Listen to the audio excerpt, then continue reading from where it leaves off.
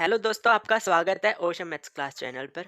और आज के इस वीडियो के अंदर हम द्विघात समीकरण के गुणनखंड कैसे निकालेंगे, इस कॉन्सेप्ट को आज अपन समझने वाले हैं। और आज के इस वीडियो में आपकी स्क्रीन पे ऐसे दो द्विघात समीकरण आपको दिख रहे हैं, जिनके अंदर आपको क्या दे रखा है, रूट दे रखा है। और जब हमें रूट के फॉर्म में द्विघात समीकरण दे दे तो उसके गुणनखंड निकालना बहुत सारे स्टूडेंट्स को मुश्किल लगता है कि अगर इस प्रकार के हमें द्विघात समीकरण दे दे तो उनके गुणनखंड कैसे निकाले जाते हैं। आज की इस वीडियो को कंप्लीट देखने के बाद आपको इस प्रकार के द्विघात समीकरण मिल जाएंगे, तो उनके भी आप क्या फाइंड कर सकते हैं, गुणनखंड निकाल सकते हैं। और मूल भी आप ज्ञात कर सकते हैं। मूल का मतलब आप एक्स का मान भी ज्ञात करना सीख जाएंगे। और मैंने पहले पार्ट 1 और पार्ट 2 भी डिस्कस किया है, जिनमें मैंने बहुत ही आसान द्विघात समीकरणों के गुणनखंड और मूल कैसे निकालते हैं वो हमने सीख लिया है। अगर आपने अभी तक वो वीडियो नहीं देखा, उन वीडियोस का लिंक आपको आई बटन एंड डिस्क्रिप्शन मिल जाएगा। वहां से जाके आप उन वीडियो को पहले अच्छे से समझ के आइए। फिर हम तो चलो हम स्टार्ट करते हैं। हमारे सामने दो द्विघात समीकरण दे रखी है। फर्स्ट क्या दे रखी है, root two x square plus 7x plus 5 root two equal to 0 दे रखा है। दूसरी द्विघात समीकरण में क्या दे रखी है, 3x स्क्वायर माइनस के 2 root 6x plus 2 equal to क्या दे रखा है, 0 दे रखा है। तो हम सबसे पहले इस एक नंबर द्विघात समीकरण के गुणनखंड और मूल ज्ञात करना सीखते हैं। ओके, तो सबसे पहले मैं आपको बता दूं, मेरा एक सिंपल सा कॉन्सेप्ट है। सबसे पहले मैं क्या करूंगा, जो द्विघात समीकरण का जो सामान्य रूप होता है क्या होता है, ए एक्स स्क्वायर प्लस में क्या आता है, b x plus c equal to क्या होता है, 0 होता है। इससे तुलना करूंगा और इससे तुलना करके मैं ए बी सी का मान पता करता हूँ। देखो, मेरा एक सेम कॉन्सेप्ट है, इसी को मैं हर एक द्विघात समीकरण में अप्लाई करूंगा। जो भी स्टूडेंट इस चीज को समझ जाएगा उसको कहीं पे भी कोई भी डाउट नहीं आने वाला, छोटा सा भी बिल्कुल डाउट नहीं आएगा। तो आप क्या कर लो, इससे इसकी तुलना करा दो। तो देखो, एक्स स्क्वायर के गुना में यहाँ क्या है, ए, और इसमें एक्स स्क्वायर के गुना में क्या है, रूट टू। यानी ए का वैल्यू कितना आ जाएगा, रूट टू आ जाएगा। ओके, बी का वैल्यू हमें क्या मिल जाएगा, एक्स के गुना में यहाँ बी है, तो यहाँ एक्स के गुना में चेक कर लो कितना, 7 है, तो बी का वैल्यू क्या आ जाएगा, 7 आ जाएगा। और यहाँ सी और सी का ये वैल्यू, सी इक्वल टू कितना आ जाएगा, 5 रूट टू आ जाएगा। जो भी स्टूडेंट द्विघात समीकरण को देख के ए बी सी का मान ज्ञात कर लेगा, उसके बाद सेकंड स्टेप में क्या करेगा, ए को सी से गुना करेगा। यानी ए का जो भी वैल्यू आया, रूट टू, उसको किससे गुना कर दो, सी के वैल्यू से, 5 रूट टू से गुना कर दो। ओके, गुना करोगे तो 5 आएगा, इंटू इस रूट दो को रूट दो से गुना करते हैं। मैं आपको बता दूं कि रूट में यहाँ पे जो नंबर और रूट में यहाँ पे जो नंबर समान है, तो इनको गुना करने पे जो रूट में लिखी गई संख्या वही आ जाएगा। कितना आ गया, 2 आ गया। तो रूट दो को रूट दो से गुना किया, 2 आ गया। और 5 को 2 से गुना करोगे तो कितना आ जाएगा, 10 आ गया। 10 के आपको ऐसे दो गुणनखंड बनाने हैं, 10 के ऐसे दो गुणनखंड करने हैं जिनको जोड़ने पर, क्योंकि 5 रूट 2 के आगे किस चीज का साइन आया, प्लस का है, तो जोड़ने पर आपको क्या मिलना चाहिए, बी का मान। बी का मान कितना है, 7 है। तो हमें साफ नजर आ रहा है। देखो, लोग बहुत ज्यादा इसमें क्या होते हैं, कंफ्यूज होते हैं। लेकिन मैं ये कहता हूँ कि अपने को सामने वैल्यू दिख रहा है कि क्या ऐसे दो फैक्टर बनाओगे, ये रे भाई, 10 के फैक्टर कितने थे, 5 इंटू 2 थे। तो एक फैक्टर 5 ले लो और दूसरा फैक्टर आप 2 ले लो, क्योंकि आप जैसे इनको जोड़ते हो तो तुमको क्या मिलेगा, 7 मिलेगा। और मैंने ये कहा था कि 10 के ऐसे दो गुणनखंड करो जिनको जोड़ने पे क्या आना चाहिए, 7 आना चाहिए। ओके, 7 के साथ क्या है, एक्स भी है, तो यहाँ पे भी आप एक्स लगा दो और यहाँ पे भी क्या कर दो, एक्स लगा दो।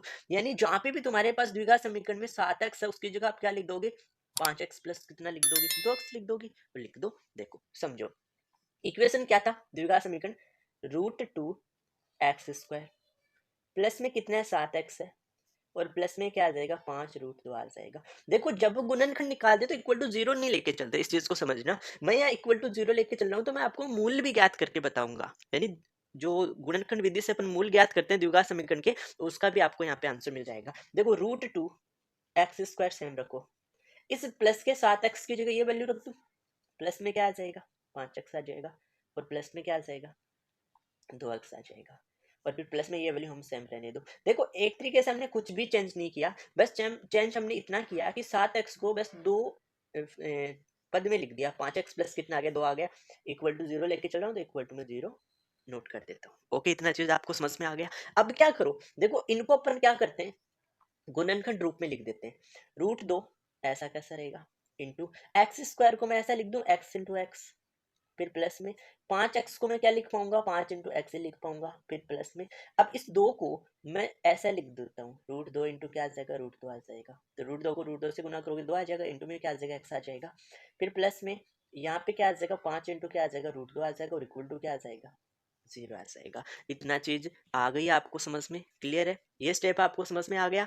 अब ध्यान दो, अपन क्या करते हैं, इस पद से और इस पद का एक जोड़ा बना, पहले दोनों पदों का एक जोड़ा बना लेंगे, फिर इस पद और इस पद, इन दोनों पदों का अपन क्या कर लेंगे, एक जोड़ा बना लेंगे। अब इन दोनों पदों से क्या कॉमन ले सकते हो, आपको साफ नजर आ रहा है। मैं गुणनखंड इसलिए करता हूं जिससे हमें एकदम स्पष्ट दिख जाए कि हमें क्या चीज कॉमन अपन यहाँ से निकाल सकते हैं। तो आप देखो कि x यहाँ पे भी दिख रहा है और x यहाँ पे भी दिख रहा है, कॉमन वही चीज फाइंड करेंगे जो दोनों जगह हमारे पास क्या होना चाहिए, इक्वल होना चाहिए। तो दोनों जगह x हमारे पास क्या है, इक्वल, तो आप x कॉमन ले सकते हैं। क्या इसके अलावा और कोई चीज कॉमन ले सकते हो, नहीं ले सकते। तो यहाँ पे क्या बचा, x को निकालने के बाद √2 और उसके साथ x बचा, फिर प्लस का चिन्ह, यहाँ पे क्या बचा, 5 बचा, ये प्लस के 5 मैंने ऐसा कैसे लिख दिया।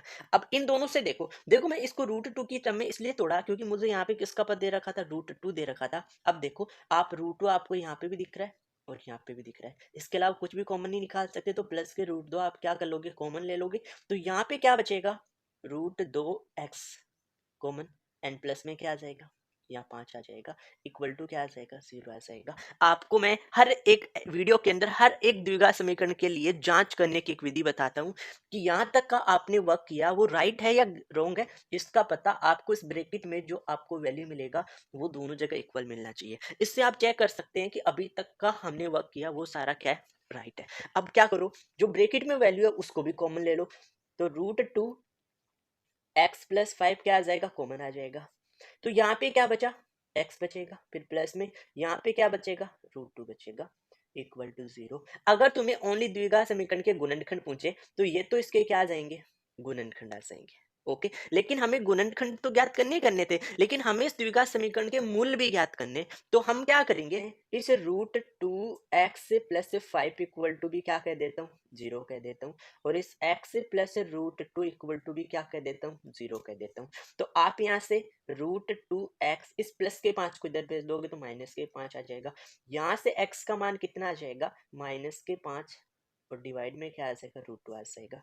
और यहाँ से x का वैल्यू क्या आ जाएगा, प्लस के √2 को इधर भेज दोगे तो माइनस के क्या आ जाएगा, √2 आ जाएगा। तो ये क्या आ जाएंगे, x के मूल आ जाएंगे। इस द्विघात समीकरण में जो x जो चर था उसके मूल हमारे पास क्या आ गए, उसके मान हमारे पास ये 2 आ गए, और गुणनखंड हमारे पास क्या आ जाएंगे, ये हमारे पास क्या आ जाएंगे, गुणनखंड आ जाएंगे। तो आई होप आपको इस द्विघात समीकरण के गुणनखंड करना सीख गए होंगे। ओके, अब जो सेकंड एग्जांपल मैंने यहाँ पे लिया था वो इससे भी ज्यादा क्या इंपॉर्टेंट है। आप उस द्विघात समीकरण के गुणनखंड कैसे ज्ञात करेंगे, मूल कैसे ज्ञात करेंगे, बहुत ज्यादा इंपॉर्टेंट है, तो आप वो भी जरूर समझे। ओके, स्टार्ट करते हैं।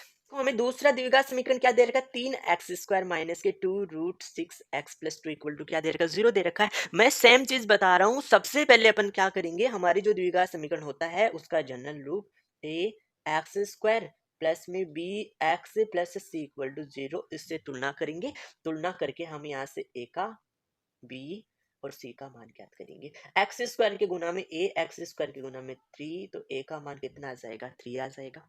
x के गुना में b, तो x के गुना में माइनस के 2√6 आ जाएगा, और c हमारे पास जो अकेला पद लिखा होता है वो हमारे पास क्या आ जाएगा, c आ जाएगा। यानी abc का मान पता चल गया, और abc का जैसे ही मान ज्ञात करते हो तो आप दूसरे स्टेप में क्या करोगे, a को c से गुना करोगे। a कितना, 3, इसको आप 2 से गुना कर दो, तो 3 2 जा क्या आ जाएगा, 6 आ जाएगा। अब आपको 6 के ऐसे दो गुणनखंड करने हैं जिनको जोड़ने पर, क्योंकि c से पहले, 2 से पहले चिन्ह कौन सा है, प्लस का, उनको जोड़ने पर क्या आना चाहिए, b का वैल्यू। b हमारे पास क्या है, 2√6 आना चाहिए, और वो भी किसका आना चाहिए, माइनस का आना चाहिए, माइनस का 2√6 आना चाहिए। तो मैं आपको एक चीज बता दूं कि 6 के अपन गुणनखंड क्या कर ले, देखो आप एक चीज समझो, इस माइनस के 2√6 को मैं ऐसा लिख सकता हूँ, √6 और √6 माइनस के, क्यों, क्योंकि √6 में √6 अपन जोड़ते हैं तो कितना आता है, 2√6 आता है, और माइनस दोनों के साथ माइनस होगा तभी अपन क्या करेंगे, माइनस माइनस प्लस जोड़ा जाता है।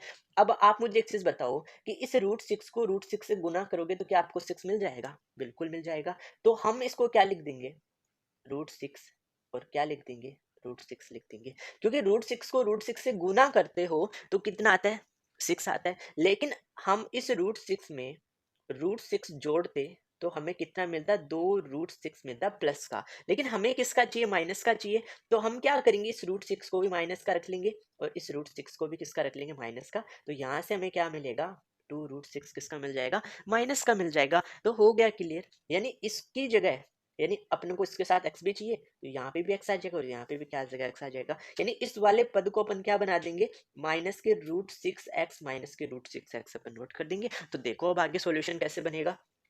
इक्वेशन क्या दे रखी थी, 3x² माइनस के 2√6x प्लस 2 इक्वल टू क्या दे रखा था, 0 दे रखा था।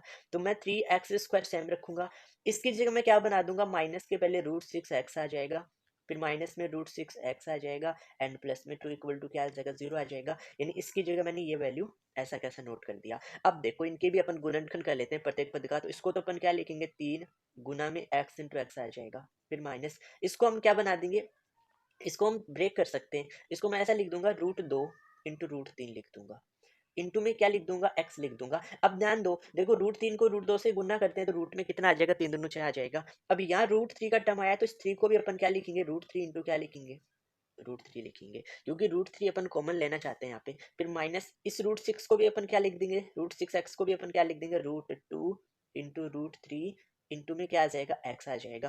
फिर प्लस में इस 2 को भी हमें क्या लिखना पड़ेगा, √2 इंटू √2 इक्वल टू क्या है, 0। देखो रूट का अगर टर्म दे रखा है तो सीधी सी बात है, हमें जो नंबर है उसको भी रूट में ब्रेक करना पड़ेगा। इसलिए मैंने 3 को क्या कर दिया, √3 इंटू √3 लिख दिया। कॉमन सी बात है। अब देख लो, इस पहले पद और इस दूसरे पद को हम क्या करेंगे, एक जोड़ा बना लेंगे। फिर इस पद और इस पद का भी अपन एक जोड़ा बना देंगे। तो अब आप देखो कि इस पद और इस पद से क्या कॉमन ले सकते हो। तो देखो एक तो √3 तुमको कॉमन दिख रहा है और एक तुमको क्या कॉमन दिख रहा है, x कॉमन दिख रहा है। तो √3x अपन कॉमन ले लेंगे। तो यहाँ पे क्या बच जाएगा, √3x बच जाएगा। फिर माइनस यहाँ पे क्या बच जाएगा, √2 बच जाएगा। इन दोनों पदों में देखो देखो, एक तो √2 दिख रहा है, √2 तो √2 आ जाएगा कॉमन, और माइनस का चिन्ह बाहर ले लो तो यहाँ पे क्या आ जाएगा, √2 आ जाएगा। माइनस था तो माइनस लगाया, √2 मैंने कॉमन ले लिया। अब यहाँ क्या बचा, √3x बच गया। अब ये प्लस था तो जब बाहर माइनस कॉमन लिया तो ये प्लस किस में बन जाएगा, माइनस बन जाएगा, और यहाँ पे क्या बच जाएगा, √2 बच जाएगा, इक्वल टू क्या आ जाएगा, 0 आ जाएगा। जो चीज मैं हर बार कह रहा हूँ कि इस ब्रेकेट का वैल्यू इस ब्रेकेट के वैल्यू के इक्वल आना चाहिए, और बिल्कुल हमें मिल भी रहा है। इसका मतलब हमारा आंसर अभी तक का क्या राइट है। अब क्या करोगे, अगर ये ब्रेकेट और ये ब्रेकेट इक्वल आया तो इसको कॉमन ले लो, यानी √3x माइनस √2 कॉमन ले लोगे तो यहाँ पे क्या बचेगा, √3x बचेगा। यहाँ पे क्या बचेगा, माइनस के √2 इक्वल टू क्या आ जाएगा, 0। अगर आपको इस द्विघात समीकरण के गुणनखंड ज्ञात करने होते तो आपको इतने ही क्वेश्चन को करना पड़ता, लेकिन हम इसके मूल भी ज्ञात करना आपको सिखा रहे हैं। तो आप क्या करो, इसके वैल्यू को भी इक्वल टू 0 कर दो, यानी √3x माइनस √2 इक्वल टू भी क्या आ जाएगा, 0 आ जाएगा। और इसके इक्वल भी 0 करोगे तो यहाँ से भी आपको क्या मिलेगा, सेम वैल्यू, क्योंकि ये दोनों ही गुणनखंड क्या है, समान आए। तो यहाँ पे जो मूल होंगे वो भी क्या होंगे, समान होंगे। तो आप यहीं से x का मान ज्ञात कर लो। देखो इस √3x माइनस के √2 को इधर भेजोगे तो क्या आ जाएगा, √2 प्लस का बन जाएगा। x का वैल्यू चाहिए तो √2, और ये गुना में था तो इधर कहाँ आ जाएगा, डिवाइड में आ जाएगा। तो देखो पहला वैल्यू भी यही आएगा और दूसरा x का वैल्यू भी क्या आएगा, √2 अपॉन में क्या आ जाएगा, √3 आ जाएगा। तो इस द्विघात समीकरण के हमने क्या ज्ञात कर लिए, मूल भी ज्ञात कर लिए। ओके, तो आई होप आपको इतना कॉन्सेप्ट समझ में आ गया होगा। अगर आपको ये वीडियो समझ में आया तो आप इस वीडियो को एक लाइक जरूर करके जाना, और चैनल पे अगर आप पहली बार विजिट करें तो चैनल को आप जरूर सब्सक्राइब कर लेना। Okay, thank you for watching video.